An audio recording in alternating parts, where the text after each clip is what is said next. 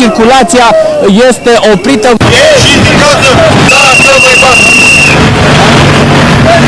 Dar mi-au venit în urmă cu câteva minute aici la Cotroceni, au început deja să monteze garduri.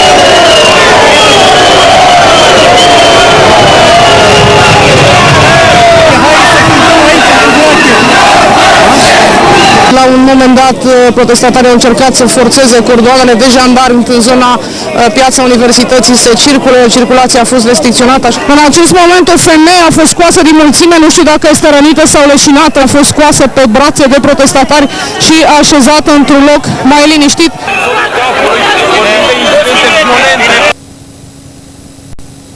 Are sânge pe față, el este dus de către colegii lui undeva în afara zonei unde se află protestatarii pentru a putea primi îngrijiri medicale. Au fost pe rând în jur de 8 ambulanțe, deci nu au fost în obiectiv. Pe măsură ce au sosit solicitările prin 112, au fost trimise, s-a ajuns cu promptitudine, în total au fost 13 solicitări, dintre care 4 au ajuns la spital.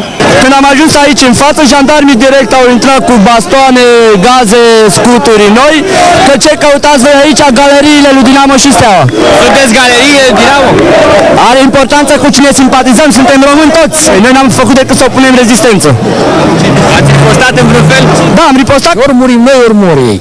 Jandarmii însă au depășit numărul protestatarilor și au reușit să restabilească ordinea și să elibereze bulevardul Magheru.